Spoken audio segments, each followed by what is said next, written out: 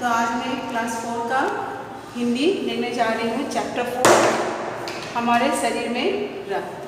तो आज मैं आप लोग का ये नया चैप्टर स्टार्ट कर रही हूँ, तो इसमें आप लोग शरीर में रक्त के बारे में पढ़ोगे।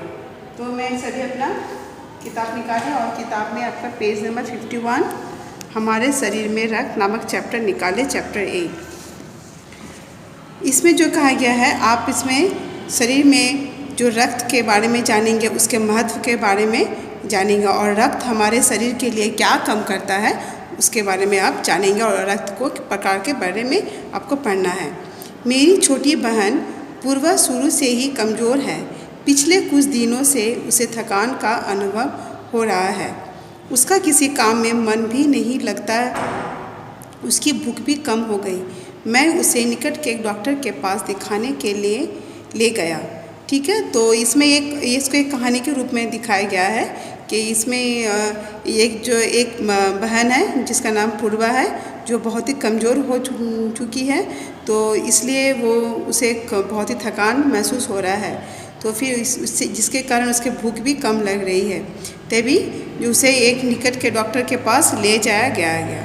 डॉक्टर ने उसकी सामान्य रूप से जांच की तो कहा, लगता है पूर्वा के शरीर में रक्त की कमी हो गई है। लैब में रक्त की जांच कराकर देख लेते हैं, तभी सही इलाज शुरू हो सकेगा। तो ये जो पूर्वा है, तो पूर्वा को डॉक्टर के पास ले जाया गया है। तो उसे उसका जो सामान्य रूप से जो हमारी जो जाँच होती है उसकी जाँच की गई और उसके शरीर से रक्त ली गई। ठीक है, अब लैब जाकर उसके देख लेते हैं, तभी उसे इलाज शुरू हो सकेगा। यह कहकर उन्हें निकट के पैथ लैब में रक्त की जांच के लिए भेज दिया। तो जैसे कि डॉक्टर ने पहले ही कहा गया है कि लगता शायद उसके शरीर में रक्त की कमी हो गई है, जिसके कारण उसे कमज़ोरी हो रही है। ठीक है, तो उसे पैथ लैब में रक्त की जाँच के लिए भेजा गया। वहाँ की नर्स मेरी परिचित निकली। वो देखते ही बोली, कहो धवल, कैसा आना हुआ? मैंने उसे बताया कि डॉक्टर रवि गुप्ता ने पूर्वा के खून की जांच के लिए आपके पास भिजवाया है। तो जिस लैब में जो रक्त के लिए भेजा गया, फिर वहाँ पर जहाँ वो डॉक्टर के पास ले गया, तो वहाँ पर जो नर्स थी, तो उसकी वो परिचित निकली और उसे धवल को देखते ही कहा कि तुम कैसे हो, यहाँ पर तुम कैसे आए? तो उन्होंने कहा कि डॉक्टर रवि गुप्ता पूर्वा के खून की जाँच के लिए आपके पास भेजा है। तो जो पूर्वा जो रक्त था, तो वो जिस लैब में वो गया था, वहाँ की नर्स की परिचित थी। तो कहा कि डॉक्टर ने तो आपके पास रक्त की जांच के लिए भेजा है। नेक्स्ट पेज निकाले, पेज नंबर 52। इतना सुनते ही नर्स ने पूर्वा की उंगली से रक्त की कुछ बूंदें लेकर एक शीशी में डाल दी और कुछ एक स्लाइड पर लगा दी। फिर बोली, धवल, तुम शायद 7 बजे आकर रिपोर्ट ले आना।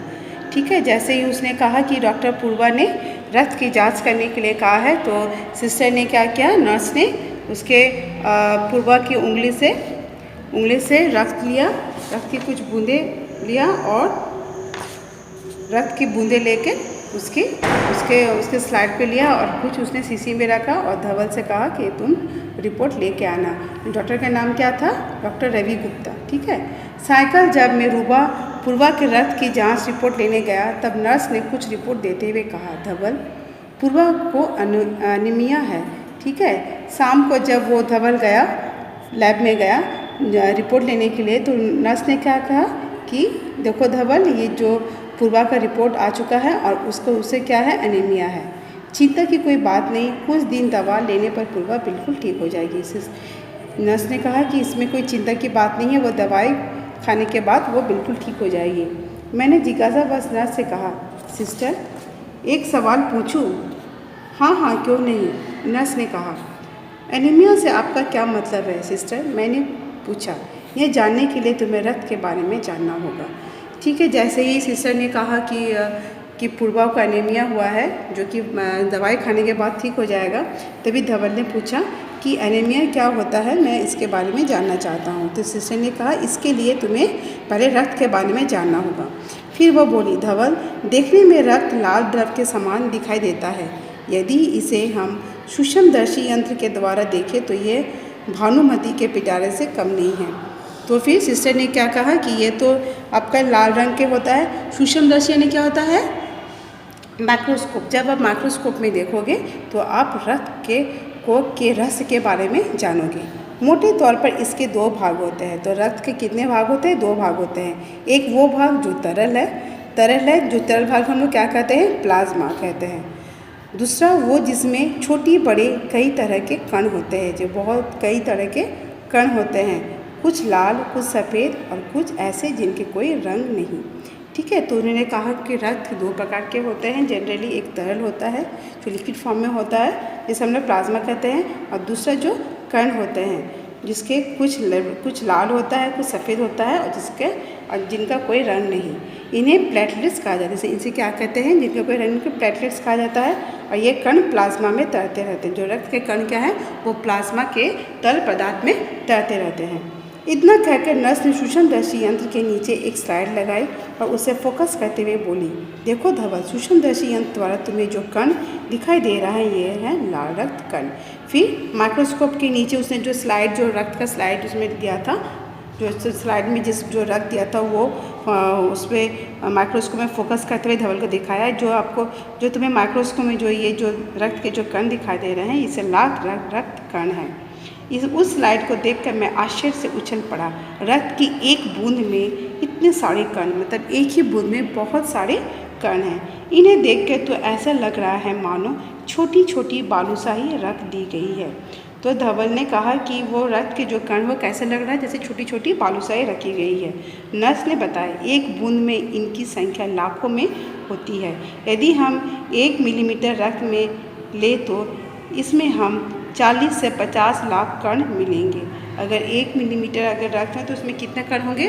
कम से कम 40 से 55 लाख। इनके कारण ही हमें रक्त लाल रंग का नज़र आता है। तो रक्त में जो कण होते हैं, इन्हीं कणों के कारण जो रक्त का रंग क्या होता है? हमें लाल नज़र आता है। ये कण हमारे शरीर के लिए दिन रात काम करते रहते हैं। तो ये जो कण है हमारे शरीर के लिए हमेशा काम करते हैं। सांस लेने में तुम्हें साफ हवा से ऑक्सीजन मिलती है, उसे शरीर के हर हिस्से में पहुंचाने का काम इन कणों का ही होता है। ठीक है, जब हम लोग साफ़ हवा यानी जब हम लोग एयर लेते हैं, जो उसमें जो हमारे जो ऑक्सीजन एयर से ही हमें ऑक्सीजन मिलता है, तो ये जो है ऑक्सीजन जो हमारे शरीर के जो बाकी हिस्से में पहुंचाने के काम ये कौन करते हैं? इन कणों का ही होता है।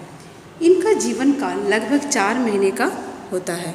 तो इनका जीवन काल क्या होता है? लगभग 4 महीने का होता है। पर ये एक साथ नहीं, धीरे धीरे नष्ट होते जाते हैं। साथ ही साथ शरीर में नए कण भी रहते हैं। तो ये जो कण होता है, इनका जीवन काल जब सिर्फ 4 महीने का होता है, तो धीरे धीरे ये कण क्या नष्ट होते हैं और हमारे शरीर में फिर नए कण बनते हैं। ठीक है, तो आज मैं आप लोग का यहीं तक पढ़ा रही हूँ। इसके नेक्स्ट क्लास में मैं बाकी का अध्याय आपको पढ़ाऊँगी। आशा करती हूँ आप लोग को ये चैप्टर समझ में आ रहा है। तो मैं आप लोग को जीवन मूल्य के बारे में बताना चाहती हूँ।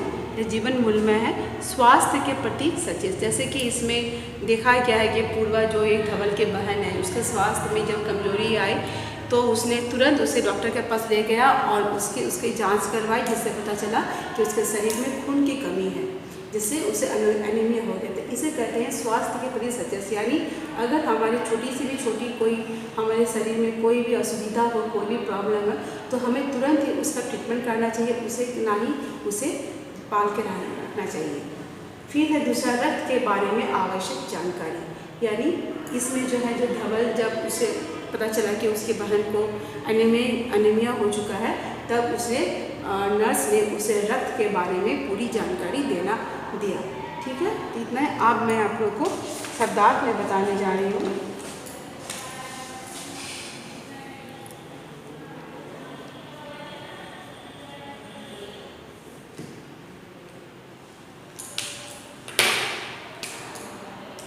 पहला है अनुभव। अनुभव का अर्थ होता है महसूस। फिर है आपका रक्त। रक्त हम क्या कहते हैं? इसको खून भी कहते हैं। फिर है दूसरा लैब। लैब यानी प्रयोगशाला।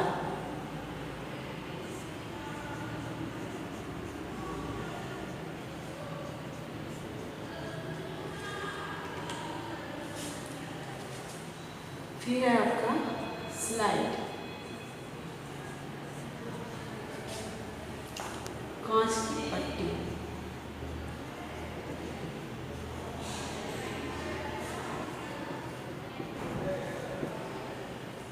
फिर है आपका एनीमिया,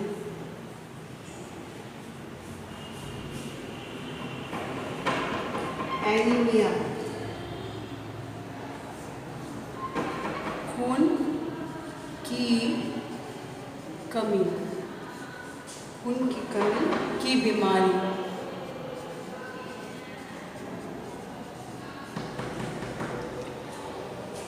जिज्ञासा,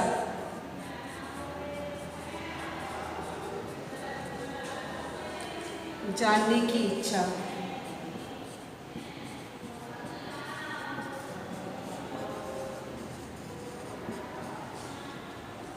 सूक्ष्म दृष्टि, सूक्ष्म दर्शी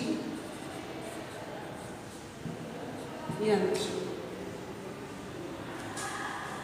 माइक्रोस्कोप, माइक्रोस्कोप।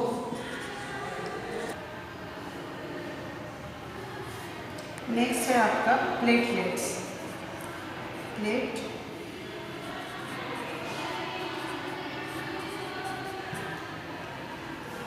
रक्त प्लेट,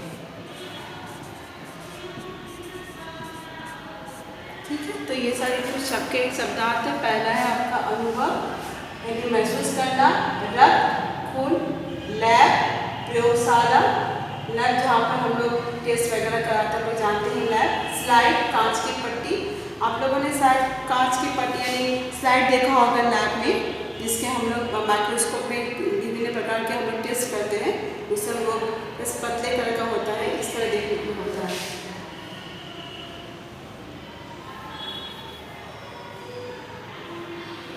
इस तरह का होता है स्लाइड, ठीक है।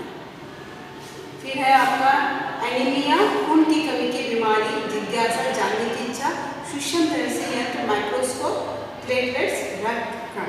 तो ये कुछ जो है आपके शब्दार्थ, इसे आप लोग अवश्य याद कीजिएगा। तो आज मैं अपना क्लास यही समाप्त करती हूँ। धन्यवाद।